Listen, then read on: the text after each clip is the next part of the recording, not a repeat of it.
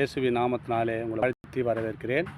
ஒரு நாள் அந்த வீடியோ மூலியமாய் உங்களை காண்பதில் மிகுந்த மகிழ்ச்சி, மிகுந்த சந்தோஷம். இந்த நாளில் வேத வசனத்தை காண்புகிறேன். ஏசாயா தீர்க்கதரிசன புத்தகம் 14ஆம் அதிகாரம் 24ஆம் வசனம் சொல்லப்படுகிறது. நான் நினைக்கிறபடியே நடக்கும், நான் நிர்ணயித்தபடியே நிலைநிற்கும் என்று சேனைகளின் கர்த்தர் ஆணையிட்டு சொல்லுகிறார். உங்களை குறித்து தாங்க பேசுகிறார் ஆண்டவர். அவர் உங்களை பற்றி ஒரு திட்டம் வச்சுருப்பார், ஒரு தீர்மானத்தை வச்சுருப்பார். அவர் நினைத்தபடி நடக்கும். ஏன் நடக்கலைன்னு எதிர்பார்த்து கொண்டு இருக்கிறியா? என் வாழ்க்கையில் இந்நாள் வரைக்கும் நடக்கலை என்று பயத்தோடு திகிலோடு இருக்கிற அன்பு சகோதரன், அன்பு சகோதரியை ஆண்டவர் உங்களை பார்த்து சொல்கிறார். நான் நிர்ணயித்தபடியே உன்னை பற்றி நிர்ணயித்திருக்கிற தாயின் கருவில் உருவாகும்னு உன்னை நிர்ணயித்து வைத்திருக்கிறாருங்க.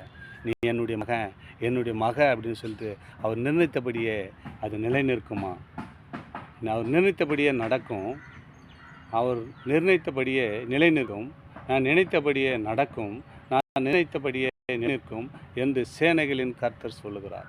யாரும் சொல்லுங்க, ஆண்டவர் தான் உங்களை பார்த்து சொல்கிறார்.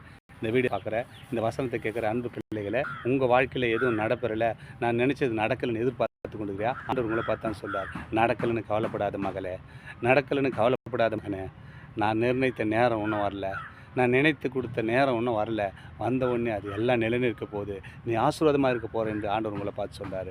பயப்படாதீங்க, தொடர்ந்து இந்த வீடியோ பாருங்கள். வீடியோ பார்த்தா மட்டும் போதாது, வீடியோ பார்த்துட்டு சப்ஸ்கிரைப் பண்ணி விடுங்க.